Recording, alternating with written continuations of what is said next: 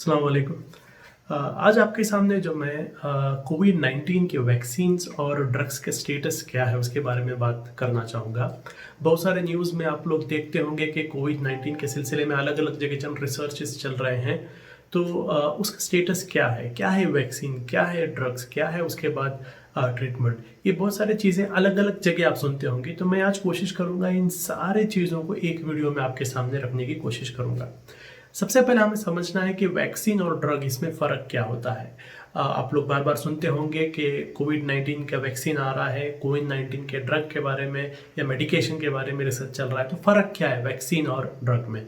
Vaccine जो होता है वो बेसिकली प्रिकॉशन के लिए होता है। प्रिकॉशन यानी एक आदमी को वैक्सीन अगर दी जाती है तो उसे वो वायरस नहीं आएगा, यानी उसके बॉडी का जो इम्यून सिस्टम है वो इम्यून सिस्टम को आप इस तरीके से तैयार करते हैं कि वो इस वायरस को समझ जाता है, उस वायरस को किस तरीके से रोके वो हमारे बॉडी की इम्यून सिस्टम समझ जाती है, तो उसे वैक्सीन कहते हैं। वो वैक्सीन होता है। और ड्रग या मेडिकेशन होता है अगर आपको ऑलरेडी वो कोविड-19 या कोई वायरस ऑलरेडी आपको अगर आ गया है, आने के बाद अगर आपके ट्रीटमेंट के लिए जो दवा इस्तेमाल होती है उसको ड्रग मेडिकेशन कहते हैं। तो कोविड-19 के बारे में तो ऐसा है कि अभी तक इसके लिए ना तो वैक्सीन है ना तो ड्रग है।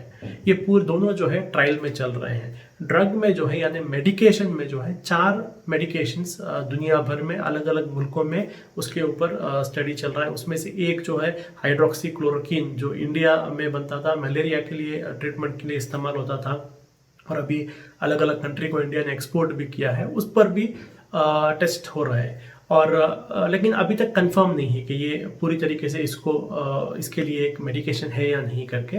उसी तरीके से वैक्सीन्स में भी अलग अलग वैक्सीन रिसर्च चल रहे हैं। वर्ल्ड हेल्थ ऑर्गेनाइजेशन WHO के मुताबिक जो है पूरे दुनिया में जो अभी 83 अलग अलग कंपनीज जो है कोविड-19 वैक्सीन्स के रिसर्च कर रहे हैं।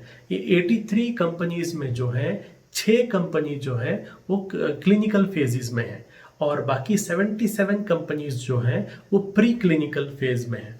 तो आपको मैं भी समझाता हूँ कि क्या है ये एक वैक्सीन अगर रिसर्च करना है तो उसके अलग अलग फेज यानी प्री क्लिनिकल, क्लिनिकल फेज 1 ये क्या होता है। तो कोई भी एक वायरस अगर कोई एक कंपनी कोई भी एक वैक्सीन अगर एक कंपनी डेवलप करती है और उस वैक्सीन का जो टेस्टिंग प्रोसेस होता है उसमें अलग अलग फेज होते हैं। एक फेज होता है जिसको कहते हैं प्री क्लिनिकल। वो फेज में जो है इस वैक्सीन का टेस्टिंग जो है जानवरों में होता है, जानवरों में किया जाता है। जैसे अभी आप जानते हैं कि ऑक्सफोर्ड में यूनिवर्सिटी के जो डिपार्टमेंट है जहाँ पर अभी ये कोविड-19 का जो एक वायरस वैक्सीन रिसर्च किया जा रहा है, वो लोगों ने भी हाल ही में जो है बंदरों पर, एप पर, उन पर इसका टेस्ट किया वैक्सीन का। तो उसी तरीके से प्री क्लिनिकल फेज में जो होता है वो जानवरों पर यह टेस्ट किया जाता है। अगर ये टेस्ट के रिजल्ट्स जानवरों पर पॉजिटिव नजर आए वैक्सीन के, उसके बाद वो लोग फेज 1 में जाते हैं। फेज 1 जो होता है ये इसमें जो है इंसानों पर टेस्ट किया जाता है, बहुत कम इंसानों पर, यानी 20 से लेकर 40 लोगों के ऊपर इसका टेस्ट किया जाता है। अगर ये टेस्ट सक्सेस हुआ तो फेज 2 को जाते हैं। अगर फेज 1 में ये 20 या 40 लोगों के ऊपर जो टेस्ट हो रहा है उसमें कुछ भी रिएक्शन आया तो वापस रिसर्च प्रोसेस में लोग जाते हैं, इसको टेस्टिंग को रोक दिया जाता है। फेज 2 जो होता है, फेज 2 में जो है एक 200 से लेकर 100 से लेकर 200 लोगों के बीच में या 300-400 ऐसे लोगों के ऊपर ये टेस्टिंग किया जाता है। ये फेज 2 होता है जिसमें लोगों की संख्या बढ़ाई जाती है, 100, 200, 300 ऐसे लोगों पर टेस्टिंग किया जाता है। ये फेज 2 है। फेज 2 में अगर सक्सेस हुआ तो उसके बाद आता है, उसको कहते हैं फेज 3। फेज 3 में क्या करते हैं कि इस वैक्सीन को जो है ऐसे एरिया में ट्राई करते हैं जिस एरिया में इस वायरस का इम्पैक्ट ज़्यादा है। मिसाल कोई एक गांव है या कोई एक मोहल्ला है या कोई एक रीजन है जहाँ के लोगों पर ये वायरस का असर ज़्यादा है, वहाँ पर वायरस बहुत तेज़ी से फैल रहा है। ऐसे एक छोटे से एक एरिया को सिलेक्ट कर वहाँ के लोगों को ये वैक्सीन का एक डोज दिया जाता है।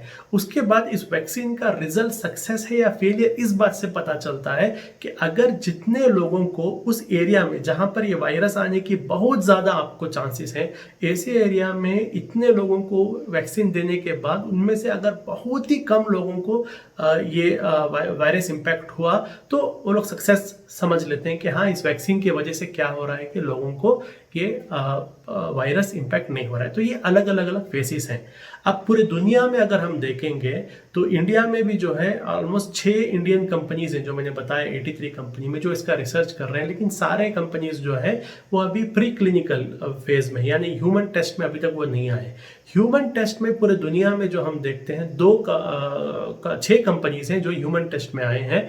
उसमें भी 2 कंपनीज जो है फेज 2 में आए हैं। उसमें से एक चाइना का एक कंपनी है, बीजिंग इंस्टीट्यूट है, और दूसरा जो है ऑक्सफोर्ड का जो इंस्टीट्यूट है, यूनिवर्सिटी का। ये 2 लोग जो है फेज 1 फेज 2 के बीच में हैं लोग।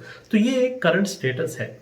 सेकेंडली देखिए, ये वायरस का, किसी भी वायरस का वैक्सीन जो है इतना जल्दी मार्केट में नहीं आता। अगर आप इससे पहले के देखेंगे, टीबी जो देखेंगे, टीबी वायरस का पूरी तरीके से एक वैक्सीन आने के लिए 20 साल लगे। डेंगू के वैक्सीन आने के लिए पूरी तरीके से रिसर्च पूरा होने के बाद उसके लिए भी 20 साल लगे। तो इतना जल्दी नहीं होता। लेकिन ये जो सबसे अब तक का जो रिकॉर्ड है, सबसे फास्ट वैक्सीन आया है जो मम्स वैक्सीन था, जो हम जानते हैं कि 4 साल के अंदर आया। 1967 में 4 साल के अंदर उसको बनाया गया और उसको रिलीज किया गया लाइसेंसिंग के साथ। सबसे फास्ट अब तक रिकॉर्ड वो है। अब उसके अलावा लेकिन कोविड-19 में ये मत आप समझिए कि इसके लिए भी 20 साल लगेंगे। ये भी बहुत जल्दी हो सकता है, क्योंकि जब पैंडेमिक होता है, पैंडेमिक का मतलब महामारी होता है, बहुत तेज़ी से चीज़ें फैल जाती हैं। उस वक्त क्या होता है कि ये जो वैक्सीन का जो प्रोसेस होता है, उस प्रोसेस को स्पीड अप होते हैं। बहुत सारा फंडिंग आता है वैक्सीन के लिए। आप समझिए, इसके रिसर्च के लिए बहुत पैसा चाहिए। तो बहुत सारे गवर्नमेंट जो है और प्राइवेट इंस्टीट्यूट जो है बहुत पैसा इसके अंदर डालते हैं। अभी आप देखेंगे दुनिया के अलग अलग गवर्नमेंट हो, बिल गेट्स फाउंडेशन हो, ऐसे अलग अलग लोग बहुत पैसा इसके अंदर डाल रहे हैं वैक्सीन का रिसर्च के लिए। तो बहुत पैसा आएगा इसके अंदर, बहुत सारे साइंटिस्ट इन्वॉल्व हो जाएंगे, तो जल्दी आने का चांस है। और बहुत सारे रिपोर्ट्स के मुताबिक 2021 की शुरुआत में ये वायरस ये वैक्सीन का जो है एक मार्केट में लॉन्च होने का और पब्लिक के लिए अवेलेबल का भी एक चांसेस बताया जा रहा है।